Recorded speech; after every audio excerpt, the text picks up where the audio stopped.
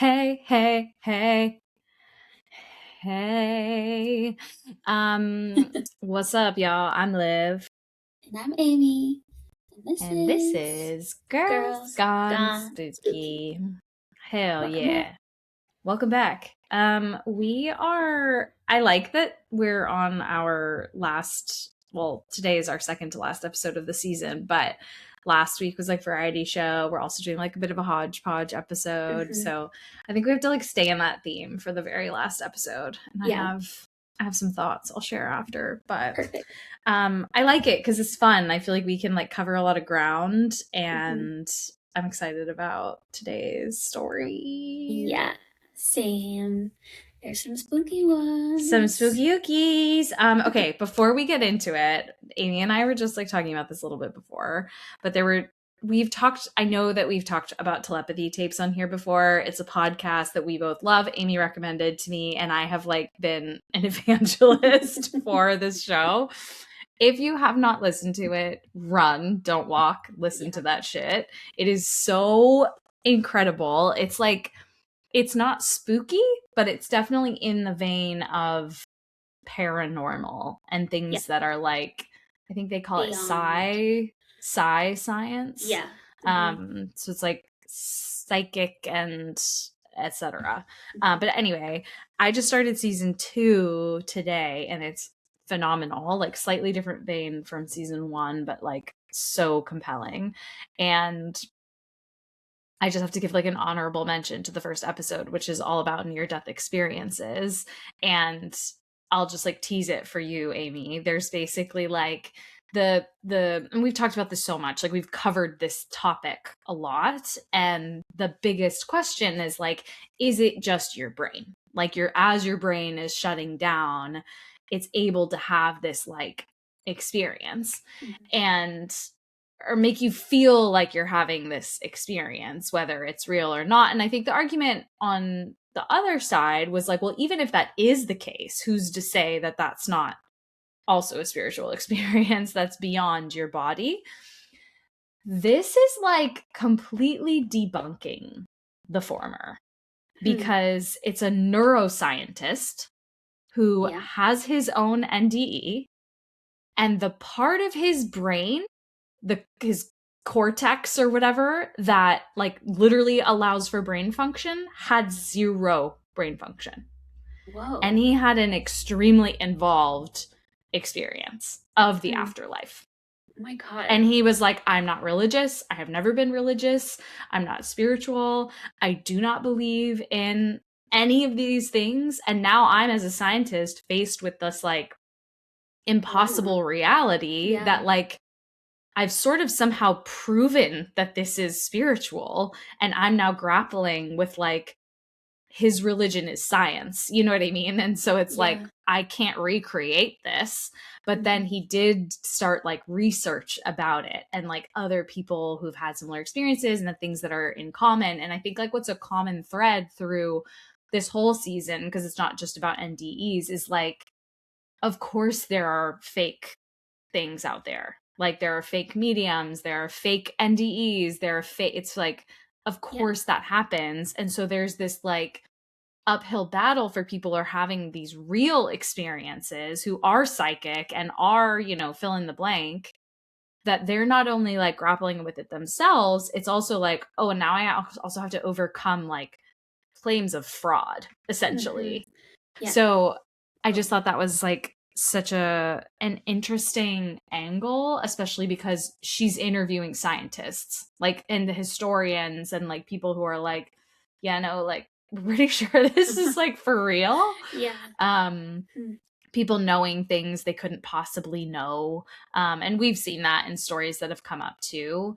But the last thing I'll say is like along that thread of like, you know, not just trying to deal with it yourself, but also like what the world thinks and the opinion, like the court of public opinion. And something that Kay, I think is the host, that she says, she's like, this is a paraphrase, but she says something along the lines of like, somehow a man of the church hearing the voice of God or a voice from the afterlife is a miracle, but when a woman does it, she's a fucking witch. And I was like, you tell him, Kay. You fucking tell him.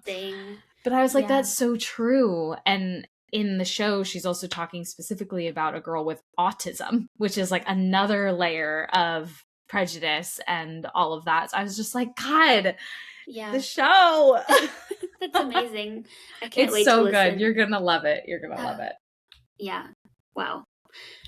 You're going to love it. Was his afterlife experience positive? Or is it going to be like... Yeah. Oh, yeah. It was positive. Okay. It was positive. No, and it starts like neutral. It sounds scary. The first, like he describes it as like 3 layers of the afterlife, or 3 unique kind of like phases. The first one he describes is like primitive.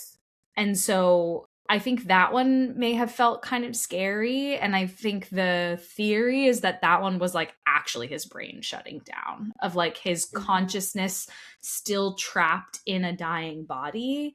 And then he's essentially like saved by this light, this like melodic light that like pulls him into the next experience, like pulls him out of his body. And what's fascinating too is all along, oh my God, it gets so much better. Like there's a guardian angel and you don't know who it is when he figures out who it is. And it's insane how he figures out who it is. But like all along it was like, you're not going to stay here though. Like you do have to go back. And there's a woman who's like under anesthesia who has something similar happen. It's insane. It's insane. Okay. I can't wait to hear. It's so good. And I was texting my sister-in-law today because she listened to the first season too. And she was like, I've started on the second season, but I'm not caught up.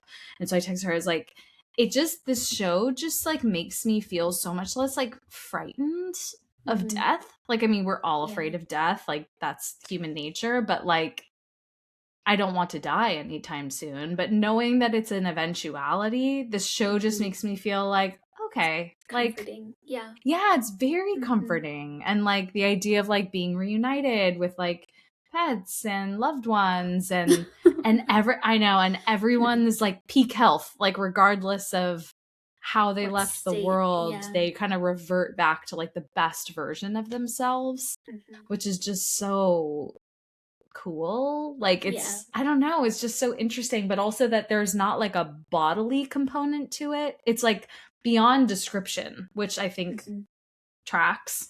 But anyway, literally an evangelist. Tell everyone you know. A podvangelist. Yeah, everyone go listen to Telepathy Tapes. Beep beep beep. Beep beep beep. Yeah. So anyway, on to our hodgepodge of hauntings. Yay. Hodgepodge. We're moving away from cryptids this week. We're going just like full throttle on the hauntings. Yes. We sure are. And Amy is up first. Okay, let me choose. I have 2 today, but let's see. I'll do my poltergeist one first. Hell yeah. Which I was kind of surprised to have never heard of this one before, because it's apparently the first like written record of a poltergeist in England. Whoa. So it's real old. Real old. Yeah. So it's the Drummer of Tedworth. And this happened in March 1661. A man named John Mompesson or Mompesson. I'm guessing it's French, but that's funny. Yeah, Mompesson. He sued a drummer named William Drury that he suggested was making money under false pretenses. So Drury was a traveling showman, a drummer, a juggler, a dancer, and did other forms of hocus pocus up and down the countryside. Hocus pocus. So, hocus pocus all over. And so their first encounter between these 2 men was in Wiltshire. And John saw Drury on the street, like banging on his drums and begging for money. And he thought this was just so annoying and that he needed to do something about it. So he turned him in. Yeah. So he accused Drury of having false documents that were allowing him to drum for cash. And he decided to sue him, which feels like a really big jump. But yeah. Anyway, he won the trial and Drury's drum was confiscated. But another little thing to note is that William Drury, he was kind of a sketchy guy, probably because people were like, why is this guy juggling and dancing and doing hocus pocus? Hocus pocus. So he was known to hang out with a group of gypsies, and there were also rumors that he was involved in witchcraft. Classic. That's important to know. But anyway, after the trial, John traveled back to his home and found on his doorstep the drum that was confiscated from William. He didn't really know why it was there, though, but it was there, so he brought it into the house. And not long after, this strange banging sound started to haunt him, basically. So it started during the night. You fucked up. I know. He kept hearing the sound of drums. And so John immediately was certain it was some sort of witchcraft that Drury was performing on his drum that was confiscated. But it escalated pretty quickly to drumming coming not just from the drum, but from everywhere. Like banging on the walls, the ground, the roof, under the kids' beds, like all these weird places. And so this story started to gain some attention. And like I said at the beginning, this is one of the first written documented cases of a poltergeist. And just to quickly mention, that book was by Joseph Glanville, published in 1681, which, by the way, this all started in 1661. So this is a pretty long-lasting story. And the drumming is happening all this time? Not the drumming, thankfully, but just the impact and the wonder around it, I guess. So yeah, but a little excerpt from that book was, the noise of thumping and drumming was very frequent, usually 5 nights together, and then it would intermit 3. It was on the outside of the house, which is most of it board. It constantly came as they were going to sleep, whether early or late. After a month's disturbance without it, it came into the room where the drum lay, 4 or 5 nights in 7, within half an hour after they were in bed, continuing almost 2 hours. And then this I don't know what it is talking about, but it says the sign of it just before it came was a hurling in the air above the house. And at its going off, the beating of a drum like that at the breaking up of a guard. So it's yeah. I was like, is the drum flying through the air, being hurled through the air? Like a whooshing sound? Yeah. Or Borfin. Yeah. I mean, could be. Somebody barfs and then the drum starts beating. Literally. Who knows? But terrible omens. I know. Drum roll, please. So. Drum roll, please, while I lower to my porcelain throne. Exactly. Oh, that's man. Funny. Yuck. Oh, Louie's back. Oh, Lou. Did you hear that? Yep. Yep. Okay. Yep. Hopefully he forgets about me. Doubtful. You're unforgettable. That's what you are. Thank you so much. You're welcome. It's true. But I bet he thinks that too. He and I are on the same page. He is my little baby. Okay. And Tenon baby. Anyway. So, okay. A month has passed now at this point. They continue to hear the sound of the drums and whatever other incessant banging is happening. Incessant banging. it moves into the children's room. At this point, a lot of the banging is happening on the children's beds, and there's also scratching coming from underneath beds. And obviously, everyone is terrified and also sleep deprived. So one night, John gets his pistol and he's like chasing the banging around the house because he's like being driven mad by this sound, basically. But obviously, never finds anything because it's just a sound. But then lights, I guess in this case, it would be like lamps are moving around the house with no one touching them. People start experiencing things in their sleep, like feeling their beds move and stuff. And then they also start having weird sulfur smells that like permeate a whole room and then disappear. So that's not good. Something weird's going on. That's demonic. Yeah. And then the author of that book that I mentioned earlier, he actually came to visit the house and he heard the banging himself because he stayed overnight. And he also heard the scratching under the bed in the children's room. Which, now that I'm saying that, I feel like that's exactly what happened with the Bell Witch. Like, almost the exact same. Which, I can't remember. This is 1661. I don't remember when the Bell Witch was, but they're very similar. Yeah, similar timeline, I think, too. Yeah. Spooky. Very ooky. Yeah. So there's not really any like resolution to this. I assume it's stopped. There rarely is. Yeah.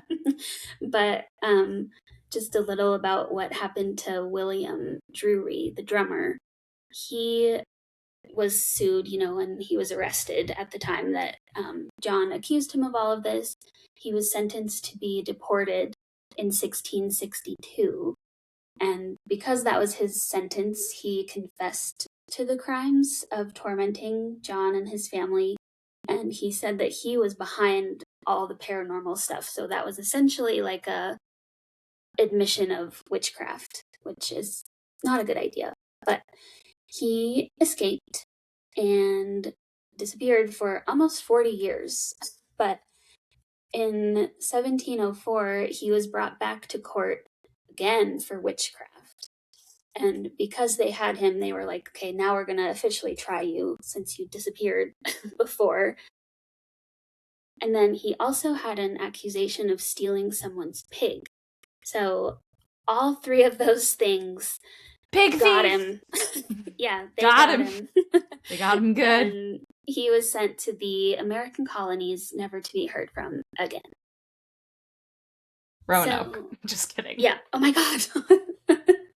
Everything is intertwining. But yeah, that's basically it. Obviously, people have thoughts of why they could debunk this. Like, he confessed to doing it. That doesn't mean he was doing it via witchcraft. He might have been at the house or like had his gypsy friends at the house knocking all night long. And so I don't know. I think it was a poltergeist.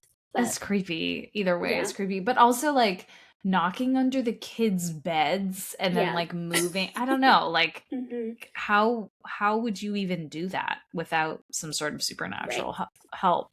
Yeah. And we know knocking is demonic as hell. So. Sus. Yeah. 100%. Okay.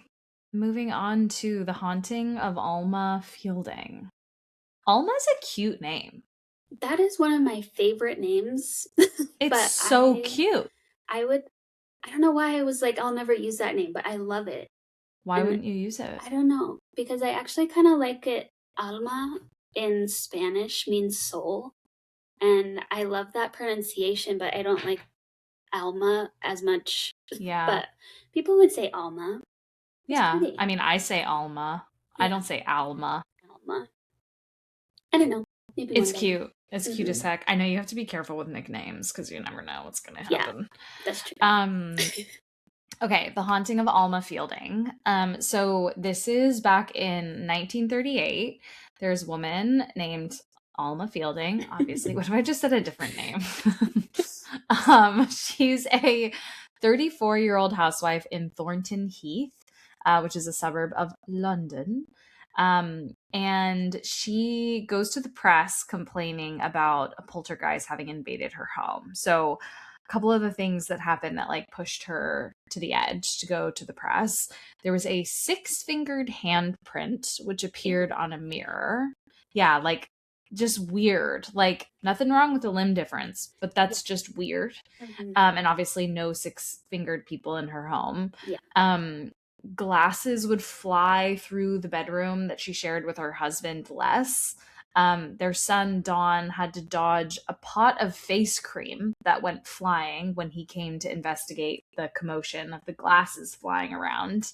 And then coins were pinging across the room at the lodger, George, when he then came. So it's like everyone's converging on the bedroom, like, what the hell's going on? Or like new things are like flying through the room.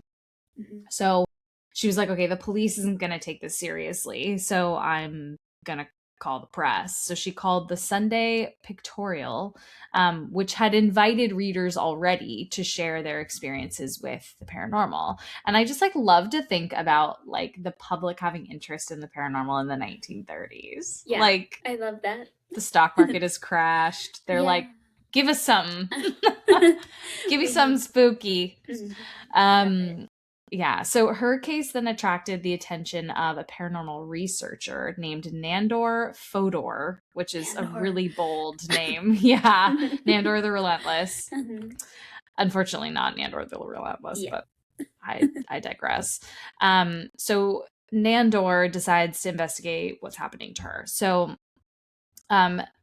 this story of Alma has been turned into actually a very popular book called The Haunting of Alma Fielding by Kate Summerscale.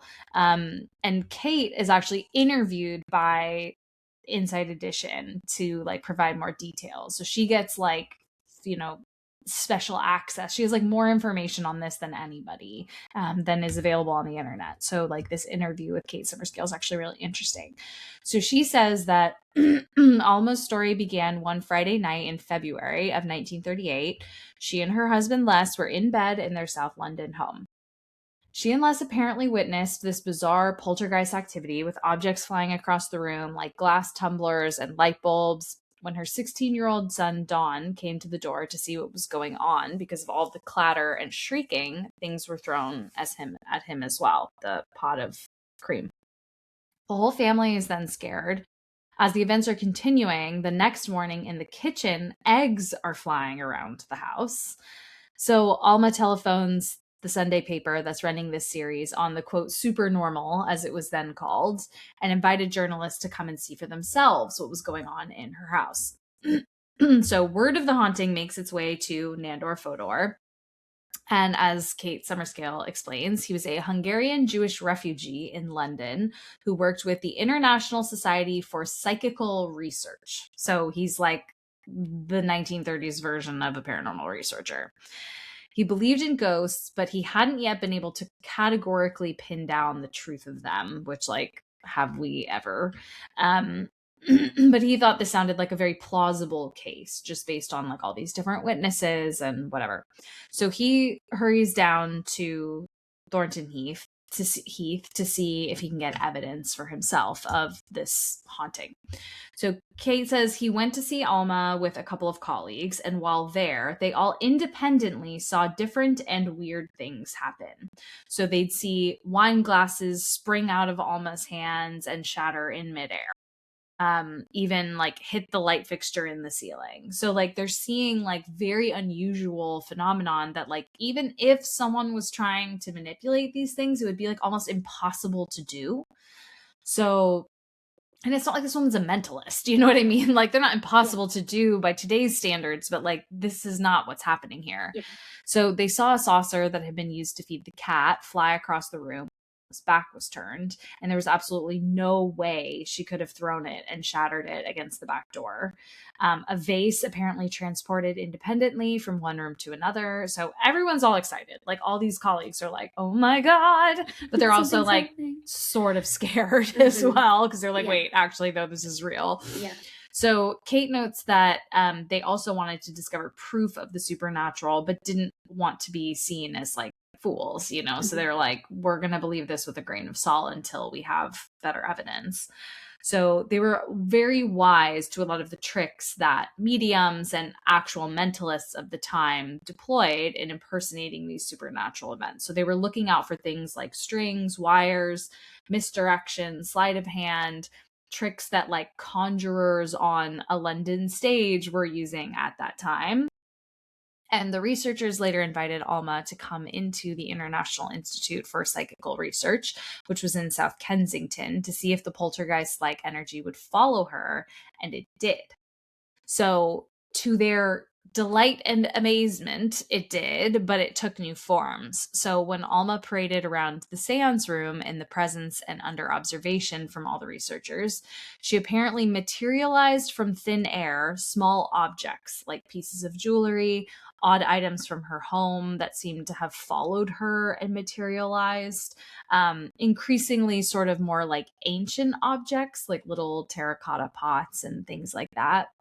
And eventually, live creatures like a mouse, a bird, and a terrapin all materialized. So Kate explains, though, that like at this point, Fodor is becoming very suspicious because it's like, okay, there's this stuff happening in your house, and now you're like a magician, like pulling fucking birds out of a hat. Like, what's going on? Like, this is sort of too good to be true. It's too eerie. But this went on for some time, weeks, and things got weirder and weirder in terms of the experiences that she was reporting. So Fodor saw a couple of moments where, again, they're all like hyper alert to her, like maybe doing sleight of hand or something. So a couple moments where he's like, I think I saw her cheat. Like, I think I saw trickery. I think I saw sleight of hand. And eventually he decided to determine once and for all whether she was for real. So he sort of like half tricked her into doing an x-ray on a portable machine in their offices. And he found evidence that she had objects concealed in her body, like on or in her body. Don't want to know where. But yeah. Ew. So was like, okay, at least some of this phenomena is fraudulent. So then he was like, okay, but I think there's maybe also like a psychological explanation for her experience. So maybe all of it is sort of faked, or she believes that it's real, but it's just belief. Like it's not actually happening objectively. So he decides, under the influence of ideas he'd read from Sigmund Freud and other psychoanalysts, that what was really going on with Alma in terms of the fraudulence and genuine terror of what she was experiencing was that she was expressing repressed trauma, and that a traumatic event had occurred in her childhood which she had forgotten and was sort of like emerging in the form of these phenomena. It was sort of her way of like acting out, storytelling, like processing what had happened allegedly in her childhood. When the other members, though, of the International Institute for Psychical Research got wind of his theories, he started, in effect, like conducting sort of psychoanalysts on Alma. And they were very freaked out by this and thought it was just disrespectful of sort of the like spiritualist beliefs of their whole institute. And also kind of like dangerously sexual and just like weird. And they were like, this is going to discredit the institution if we're a place that like tricks women into, you know, x-rays and psychoanalysis, and like who knows, you know, if he's like rubbing one out on her to cure her mania or whatever, you know, like old school shit. Like I don't know the details of that. So he's expelled as the chief researcher, ghost hunter, or whatever from the Institute. And the investigation into Alma is abruptly ended. Like the Institute's like, we don't want anything to do with this woman. Like she could come back and like ruin our reputation. So we're done. So that's how it ends. Like that's how her haunting story ends. Yeah, but Fodor's career does not end. He, to his delight, manages to get some sort of endorsement for his theories from Freud himself, who had turned up in London that year. Then Fodor left London, left England, went and established himself in New York. So this is a common theme, off to the colonies, although they're obviously not colonies at this point, and forged a new career as a psychoanalyst. He died in 1964.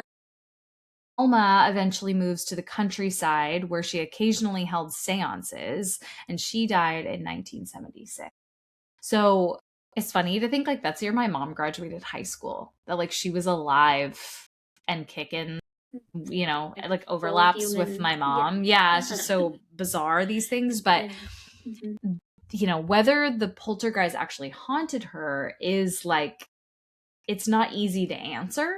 So I think what the author of the book says, that a lot of supernatural experience was a way for these women, in any case, of like expressing traumatic experience, expressing things that there was like no language for at the time. Alma in particular was sort of like a performance artist in some ways, and so this like supernatural experience was telling something about her inner life that just wasn't like, society wasn't accommodating of that at the time. And she was this like ordinary housewife in a working class home in South London. Like, so this haunting sort of as a form of like self-expression. But the question is also like, is it because she took it there, or was this like originating in a real haunting? Which seems likely given all of these researchers saw and did not detect any sense of sleight of hand until much later when they brought her to the institute and then brought her back home. So I don't know, something really weird. And it's sort of like, could the energy of that trauma, like not just, oh, this is like some psychosomatic thing that she's made up in her mind and then is performing the poltergeist itself, but more like, could that energy have sort of like created a real poltergeist around her? Yeah. Which is so interesting. Like, it's just so interesting. And it's still scary because she was like genuinely terrified by what was happening. Like, was like, what the fuck is this? Like, help me. Yeah, right. And maybe she got, like swept up in the attention also, possibly. If Probably. she was like, it's this kind is of a real, nobody. But now let me play into it. For with sure. The animals and stuff. And also, so, especially for a woman who, let's say for the sake of argument, she did have some trauma, like a sexual assault or something like that in her past. Mm-hmm. She likely has some sort of syndrome around like not being believed.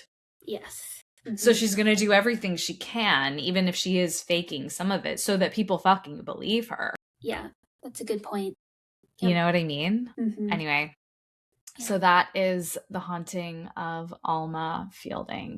Wow. What an ending. I know. Like, and they're like, and that's it. Because the Institute didn't want to touch her with a 10-foot pole anymore. Yeah, interesting. Classic. I know. Sweet angel. Sweet little angel. Next is Dark and Scary. Hell yeah, dog. Okay. This is the Vallecas case, and also the eventual death of Estefania Gutierrez Lázaro. Okay. So yeah, there's a haunting and a death, which is spooky. No, it may not be a murder. Yeah, you'll find out. Mm-hmm.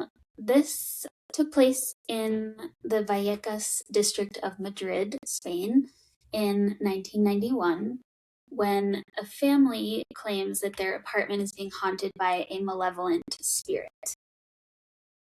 In this time, they experience a lot of horrible things, including a physical attack and also a death of one of their daughters. So, scary.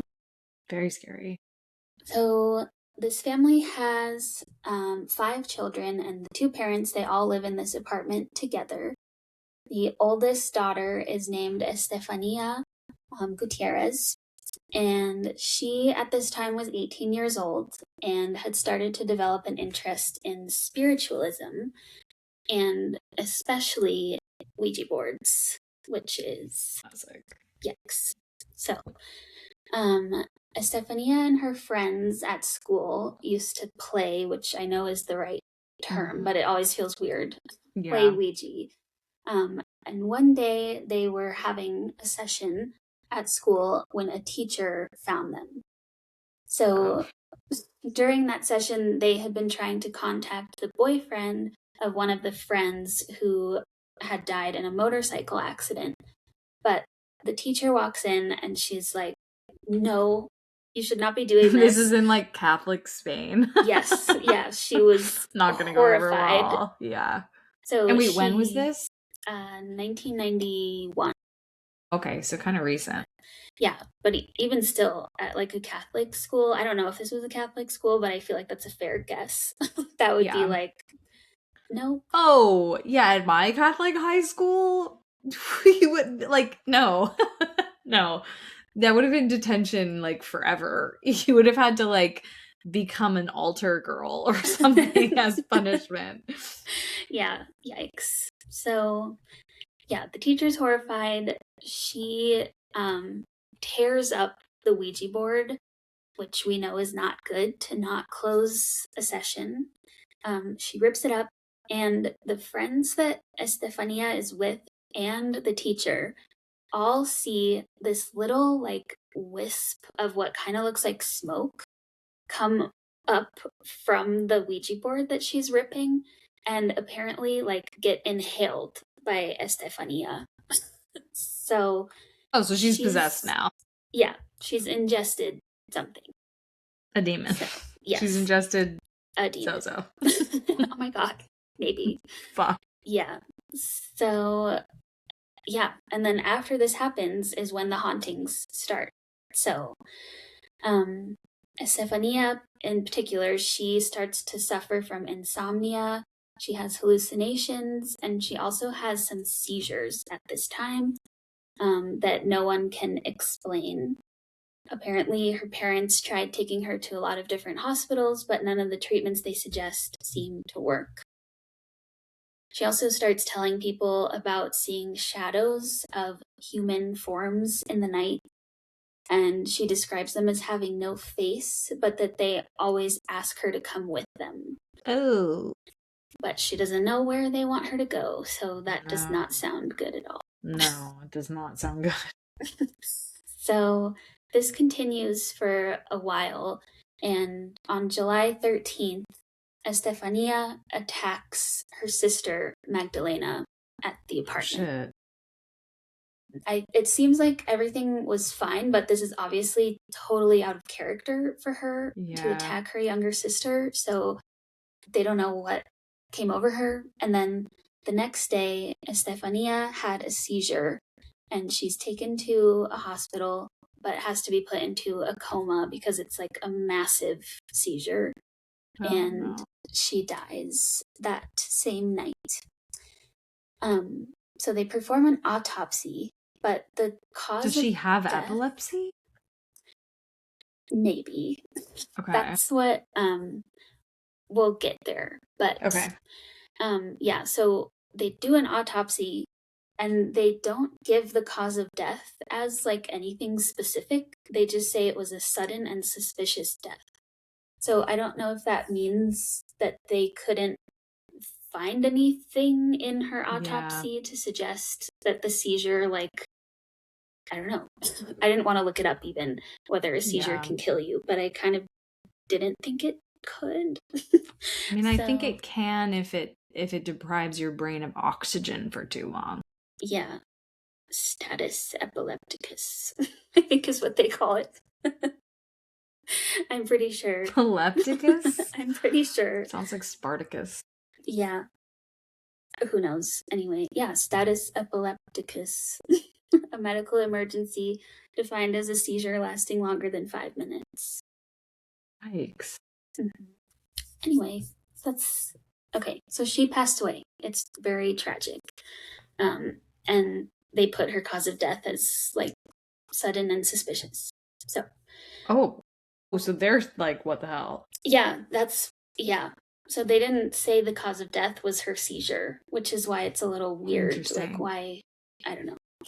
But sadly, now this family is grieving, and they also are dealing with the hauntings. They continue beyond Estefania's death.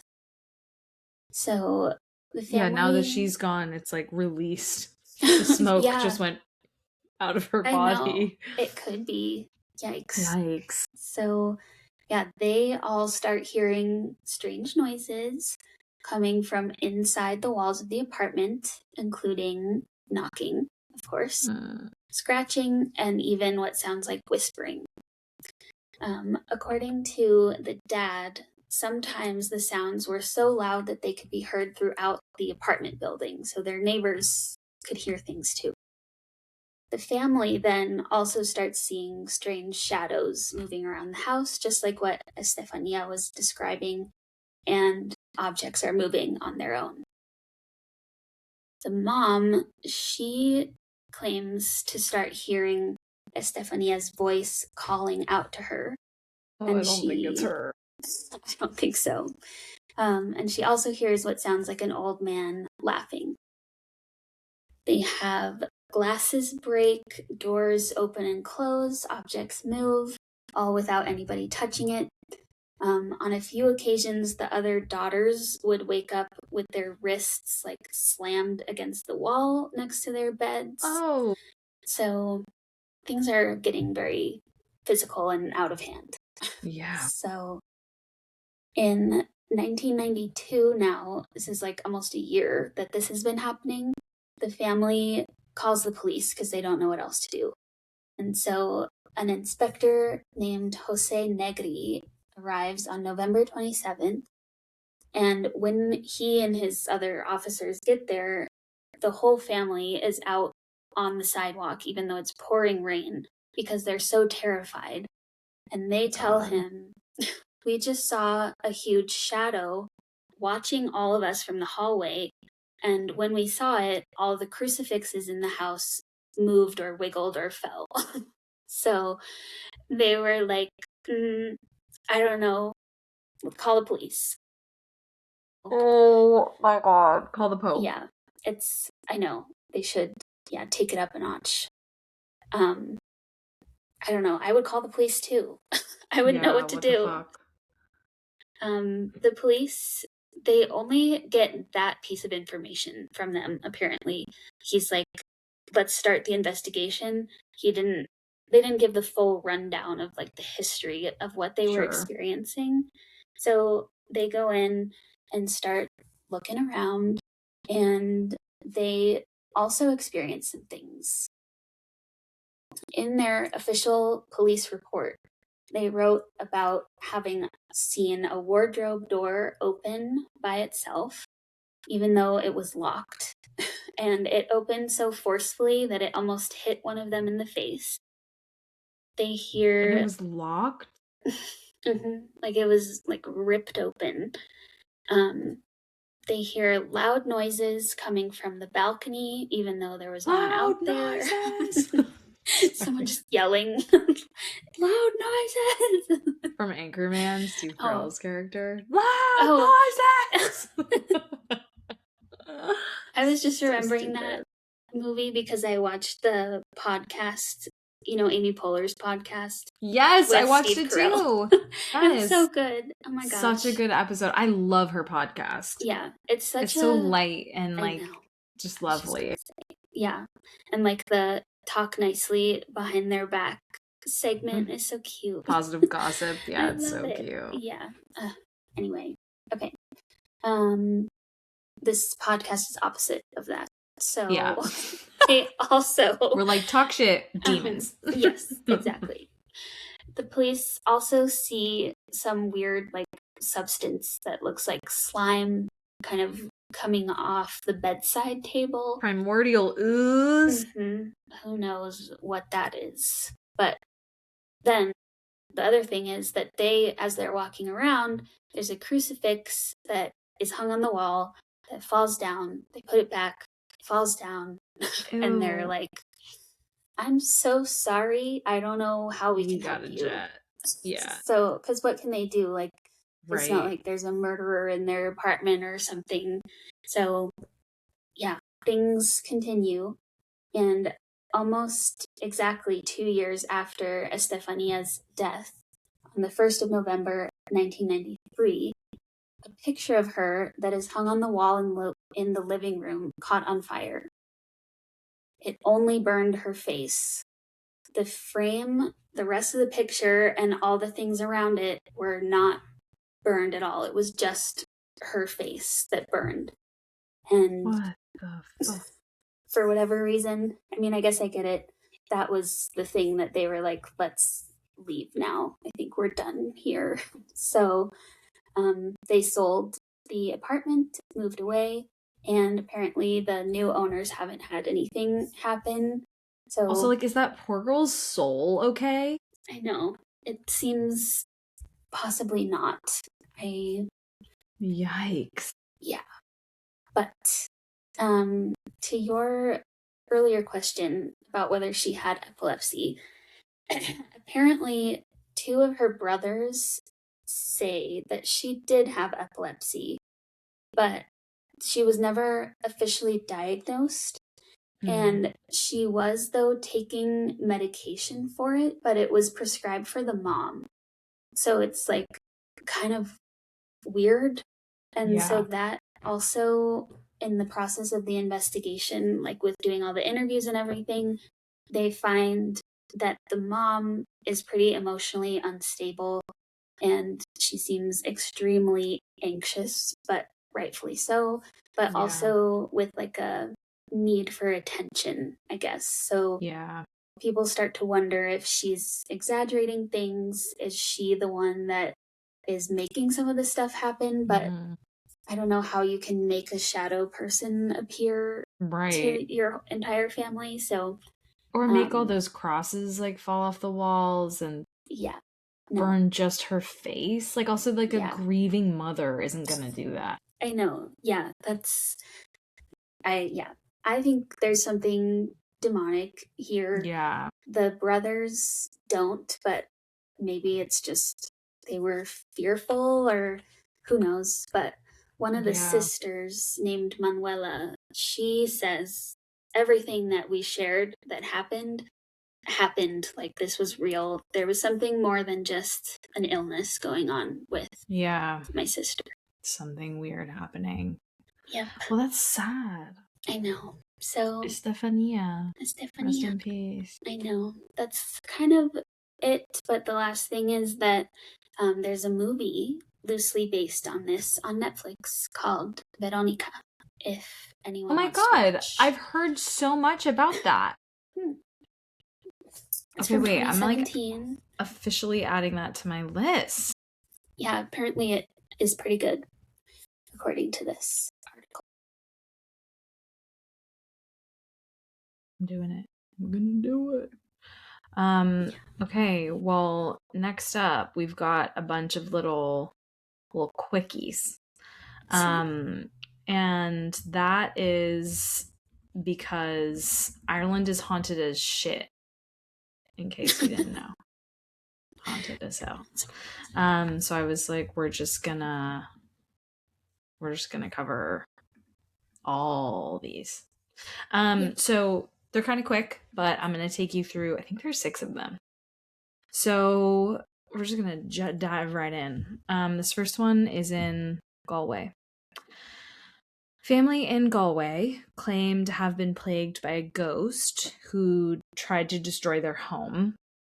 So this is following the Fehee family, and essentially like their lives just turned upside down overnight.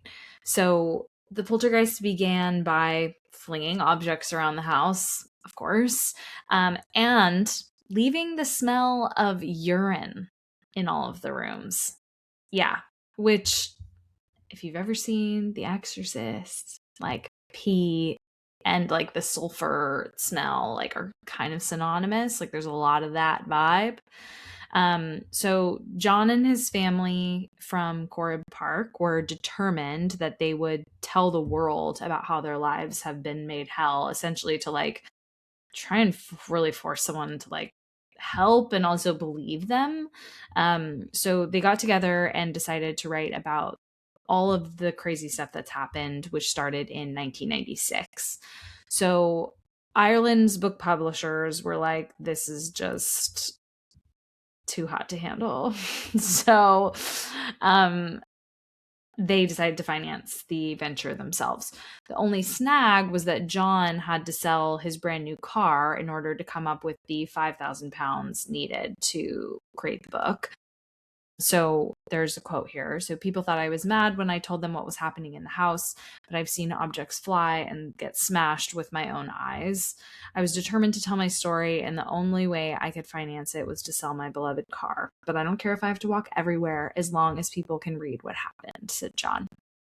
So the family's nightmare begins in 1996 when John's daughter Martha gave birth to baby Sarah Louise. A strange smell of urine fills the home, and inexplicable events start to occur. One day, the family says they're sitting watching television when a porcelain ornament just explodes into pieces without warning. They would wake during the night hearing the screams of a baby crying, but it wouldn't be Sarah Louise. They would check on Sarah Louise and she'd be fast asleep. The family grew kind of like used to these events and even sort of could tell when something was about to happen. So there was this like sort of growing tension in the house before something would happen. So another quote, the house would turn bitterly cold. No matter how high the heating system was, the house would be freezing. So John started doing research into poltergeists and says that he believes he discovered what was behind the mysterious happenings. And this is like creepier, I would argue, than the happenings themselves. So the house was built on an old farm, and according to locals, a young woman had given birth to a baby there in the 1900s that had been fathered by a bishop. The bishop then smothered the baby to death to hide what he had done, and essentially they think that the baby was actually like killed in the home where, or on the property where they then built their home. So, or the home was built where they now live. So he says, I firmly believe that the ghost was the mother of the baby protecting Sarah Louise, he explains. The family was so scared, though, that they called in a spiritualist. So they performed a healing with the spiritualist, and the ghost left. Everyone in the family saw a baby going towards the sky and like in light. Like everyone had this same like visual experience. Yeah. So John's book, which is called The Reawakening, The True Story of the Fehee Family Haunting, was launched in Galway. Let me see, this was in 2000. So it was like 4 or so years after the fact. So if you want to read more about it, you can read his book, but creepy little amuse bouche for you. Yeah. Yeah. Pretty crazy. Yeah. Now we're going to Dublin. So this is the Olympia Theatre, which is very well known as a haunted location in Dublin. It's located at 72 Dame Street, but originally known as the Star of Erin. The Olympia Theatre was opened in 1878. There were lots of famous artists who performed there. They list a bunch who I've never heard of, so I'm just not going to list them.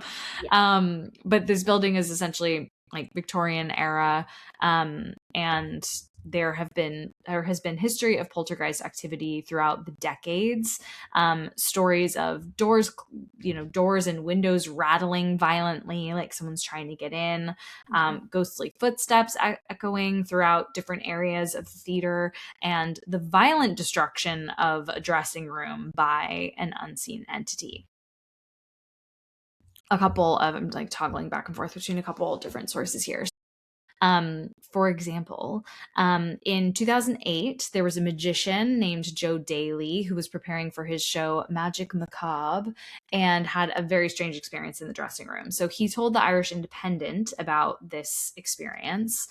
He says, I didn't spend much time in the room on Monday or Tuesday because of technical rehearsals. On Wednesday morning, I got in early and was chilling out in the dressing room when I got a very uneasy feeling. It's hard to describe it. It was like a presence. I just did not like the room, but I didn't say anything to anyone about it. The next time I asked for the key, the stage doorman said to me, good luck up there. That's the haunted one. And then, And then he found out that John Brogan, the former stage manager, swears he once saw something in there. So creepy. Joe's like, I'm out. He forfeits the private dressing room and decides to just share with other cast members rather than staying alone in that room. John Brogan worked at the Olympia Theatre for 33 years.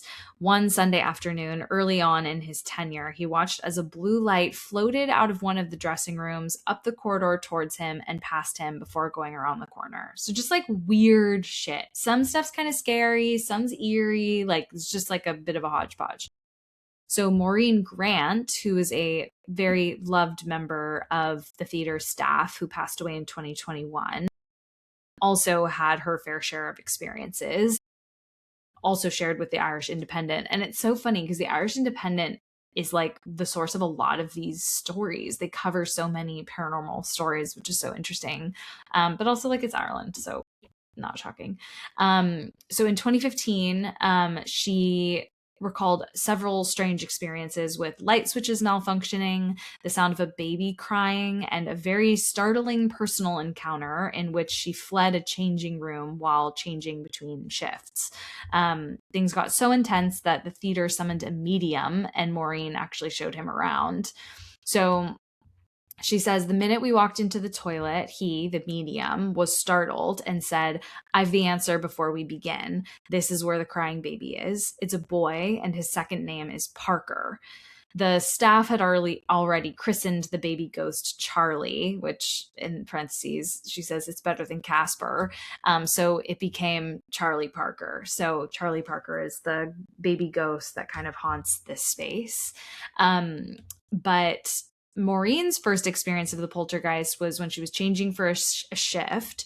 She was standing only in her underwear, about to, I guess, like wash up or shower, and the door to the bathroom shoots open, like no explanation. Maureen closed it, and as she continued, she turned to like go back to getting washed up.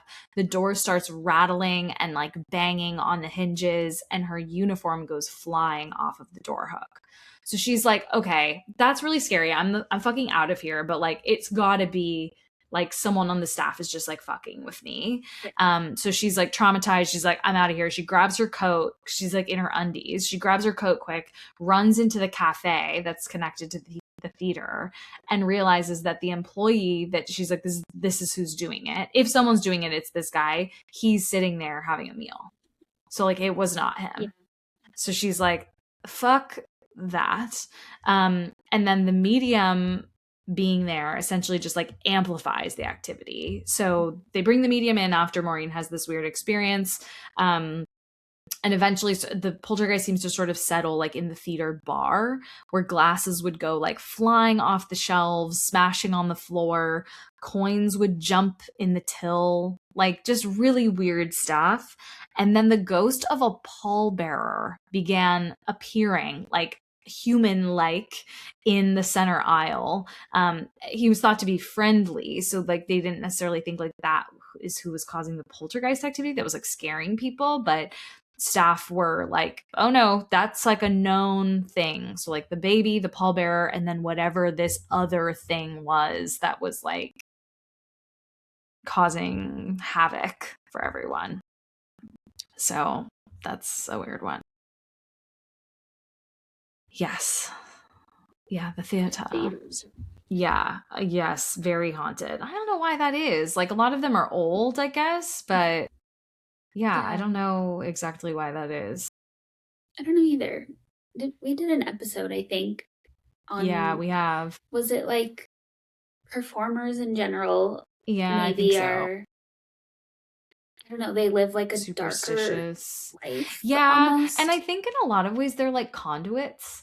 Like if you think about the job of an actor, like you're sort of like letting the spirit flow through you. Like I think there's a bit of like energy that attracts otherworldliness in that sense. And also every single theater I've stepped foot into, I'm like, this is probably haunted. Yeah. Like being alone in a theater is also just like inherently really creepy, or like being like down under the seats and stuff, or on stage, like just with an empty room around theater you. full of seats. Like that's so creepy. Yeah. Anyway.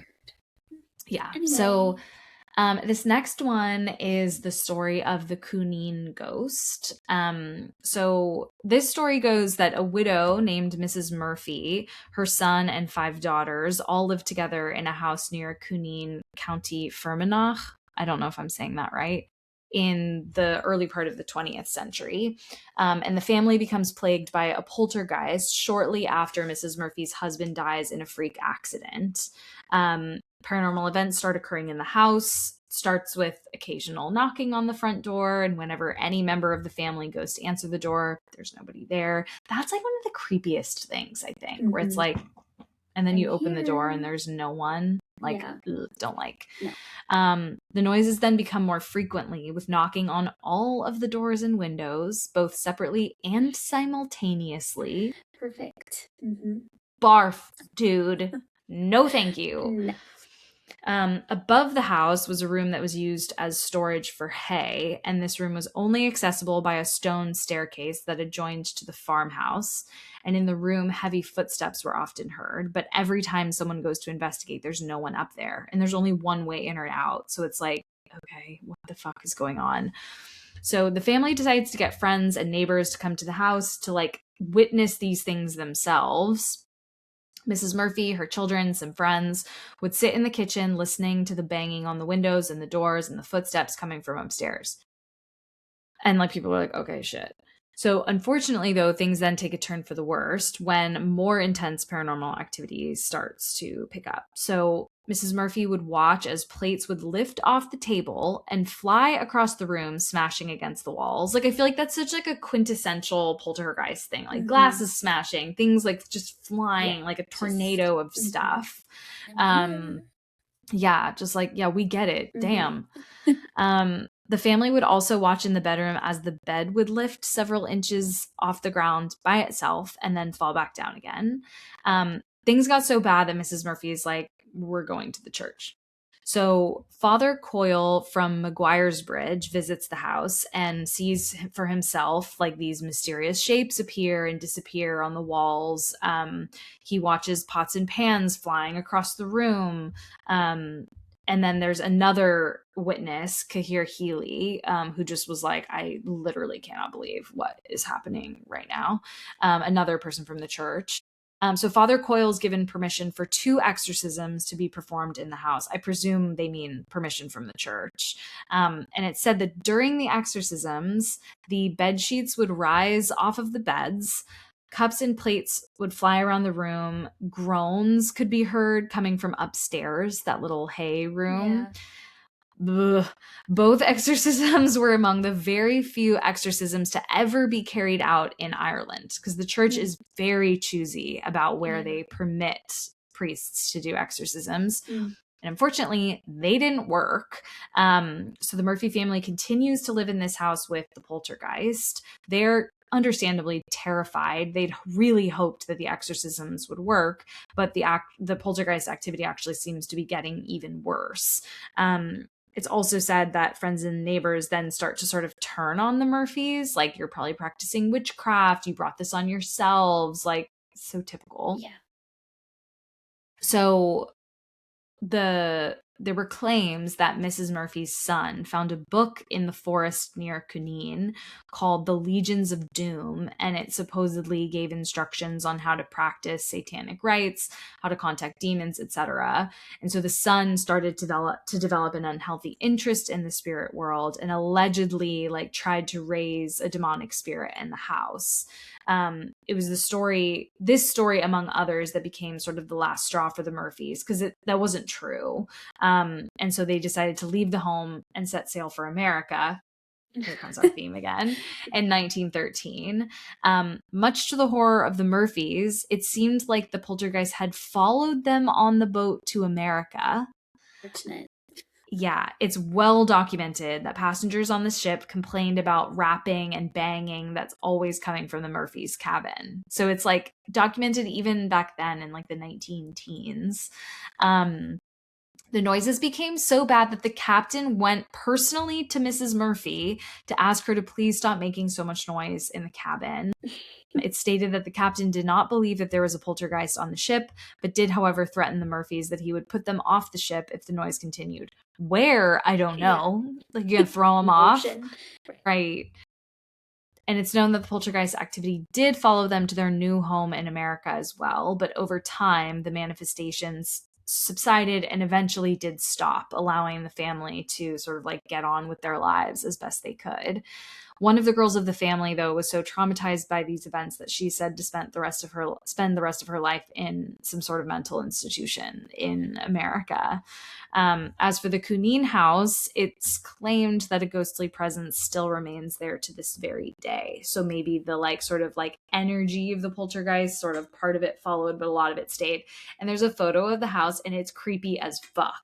It's like all stone with like wooden little doors, no like decor. Like now it's sort of dilapidated as well, but like creepy as fuck, my dude. I want to look at it.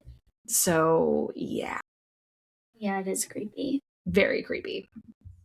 I clicked on it and it's just like doing something weird. Oh, don't like that. No, me either. Don't like that. Why is it doing that?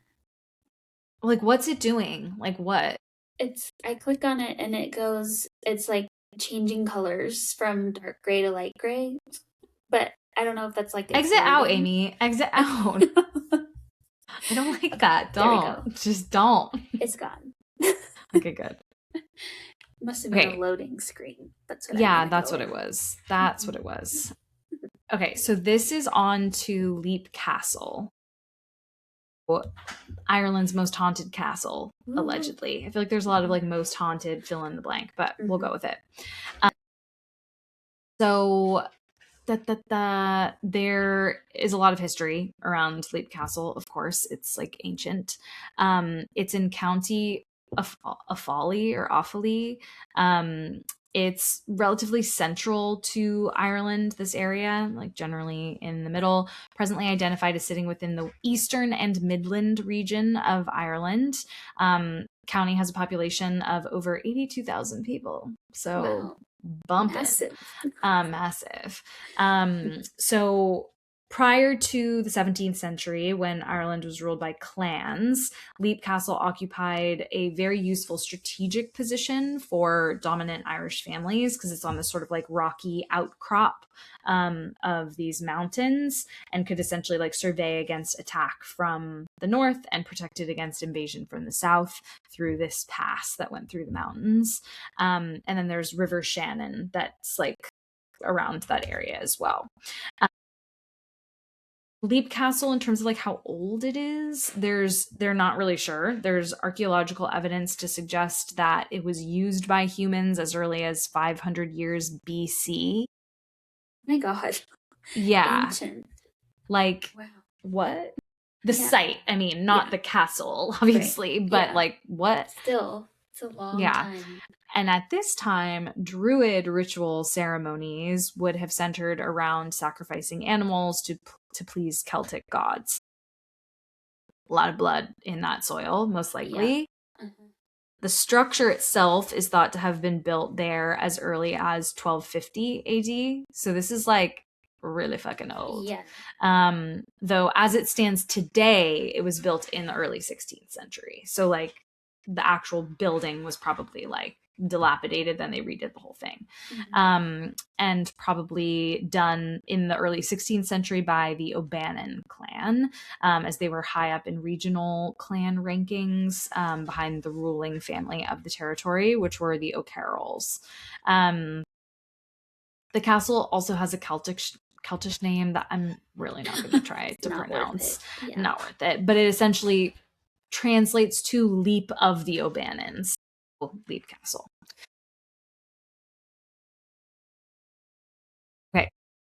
Legend has it that around the time the castle was built in the 1500s, two O'Bannon brothers were vying for leadership of the clan. They were challenged to jump from a rocky outcrop, with the survivor being crowned as chieftain. And after the victor emerged, the building work on Leap Castle began. So that's sort of like the beginning of everything. The O'Carroll family had taken over Leap Castle by the 1530s, possibly through marriage, although like records aren't certain about that.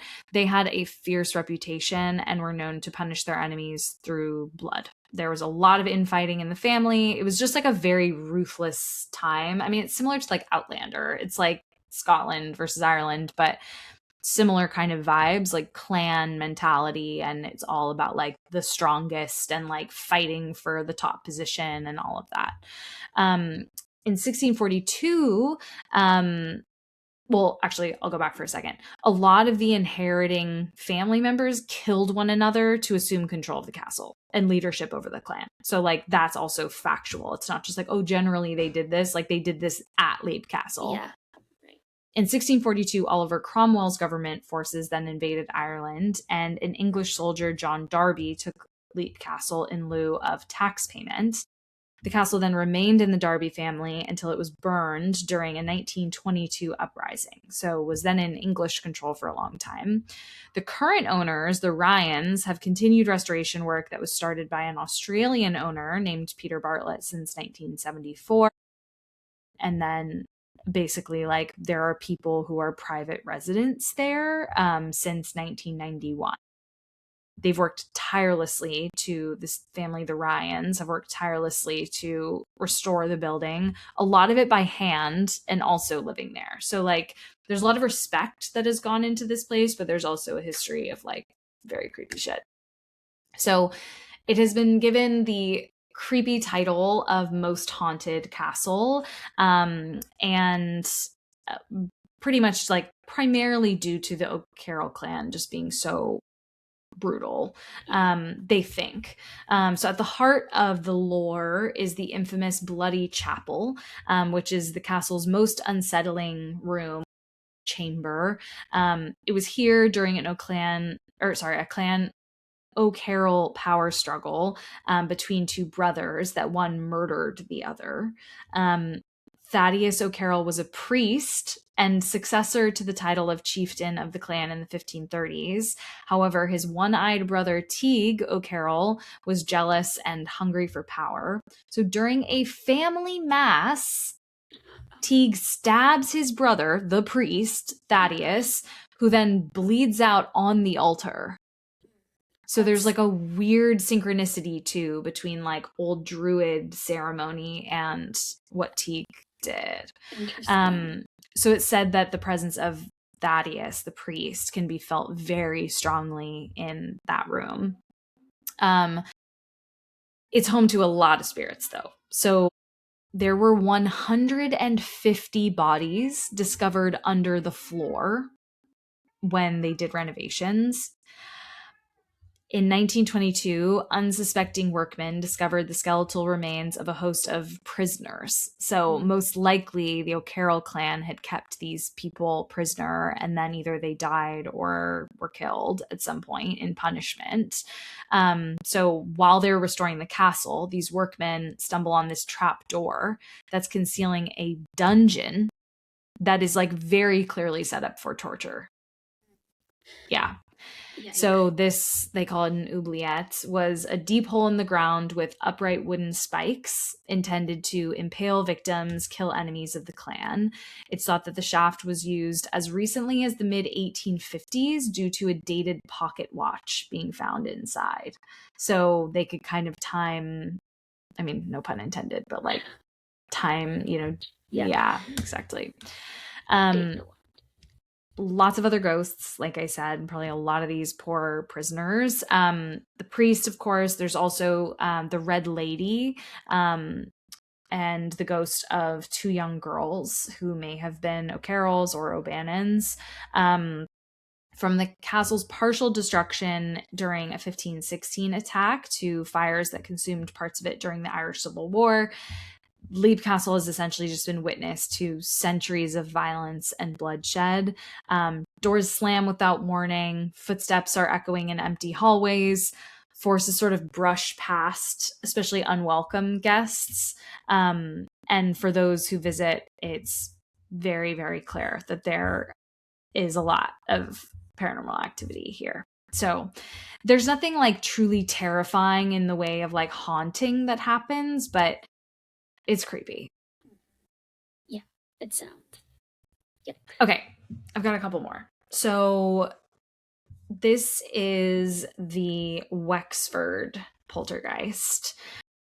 So essentially, over a century ago, 1910, one of the local reporters for County Wexford, named Nicholas Murphy, lived at George's Street in the town of Enniscorthy. He was about 40 years old, probably, and a call came to cover a very unusual occurrence, which was just a short stroll from the house where he boarded with the Devereux family. So word was that an upper room at Redmond's on Court Street had been invaded by a ghost, and more specifically, a poltergeist. Typically, poltergeists are, as we know, phantoms that don't have shape or visible form, just like throws things around, open drawers, scare people.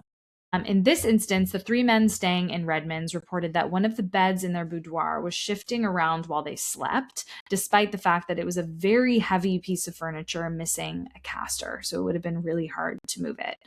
The occupant of the other bed in the room, a man named John Randall, was being persecuted, is the word they used, by the poltergeist tugging off his sheets and blankets. Like, don't do that. Don't do that. Obviously, his sleep and peace of mind were very disrupted by the harassment. These men are all like dropping weight, like they're like not well, and people can see they're not well. So they turn to this reporter, Nicholas Murphy, and you know, he's like on a quest for the truth. He's like, you know, staying up into the wee hours of the night. He and a companion of his take up positions with their backs to the wall and tell the guys, like, go about your normal nightly routine as if we're not here. So according to the report Murphy filed for psychic researcher Professor Barrett, the first sign of anything abnormal came around 11:30 p.m. Around that time, a tapping noise broke the silence. Devereux suggested that the cause might be a rat chewing timber, but this suggestion was later discounted, like they searched for signs of that and there was nothing. At one stage, the taps were beating out at 2 per second, and then poor John Randall complains that the bedclothes are slipping off the bed again. He's hanging on to them only to be pulled out and onto the floor. Like he, along with the sheets, gets pulled off the bed. So, of course, the investigators are like, okay, we got to check for like ropes or wires or something, make sure this is like actually legit. But it was, they couldn't find anything. So they remain at watch or on watch into the night. But apart from some more tapping, you know, there was sort of like that was all there was.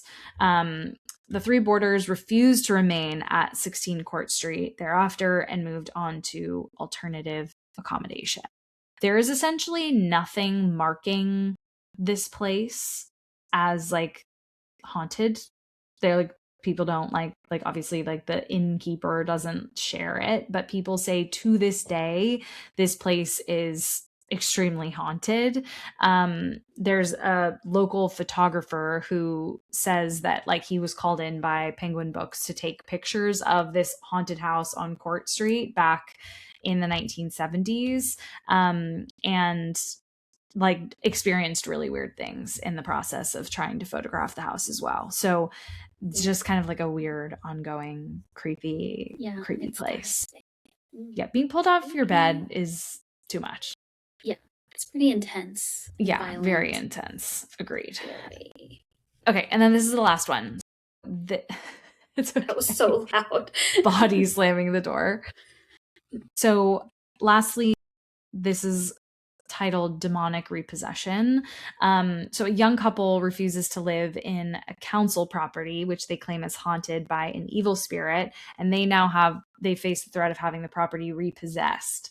So Laura Burke and her partner Richie and their son Kyle, who's 4 years old, are refusing to live in the 3-bedroom house at Hollywood Estate in Hollyhill on Cork's north side after a bizarre series of events from December and March of this year.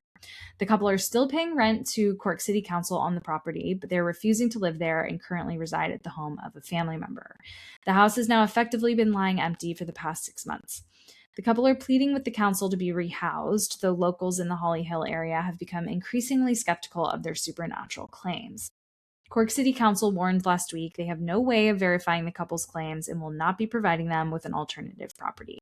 However, the council has offered to refurbish and repair the property, but stressed that because the house has effectively been abandoned, it is now within their right to repossess unless they take up occupancy. Last March, a special cleansing ceremony was performed on the house, with one spiritualist claiming he could sense an angry spirit, quote unquote, in the property. The young couple, who only moved into the house in August 2009, insisted they are too afraid to remain in the building after unexplained incidents. I really can't go back. We do not want to go near that place, Laura said. Special prayers were said at the house to placate the spirit earlier this year, and a New Age shaman even performed the cleansing exorcism there. Laura told the Sunday Independent that holy pictures were routinely knocked from the walls, screams could be heard in the dead of night, their son was once flung from his bed, and both furniture and furnishings were discovered rearranged despite being left in an empty room. The son, who would be the most likely culprit of this, is simply too small to have done these things, including throwing himself from the bed. So the family then receives what they consider their greatest shock when they spotted what they described as glowing orbs hovering in midair in certain rooms in the house. And their son says that he could see eyes following his every move in his bedroom. Laura says, it's an evil spirit. I just get the feeling that it's something evil, and whatever it is, I don't believe it means us well.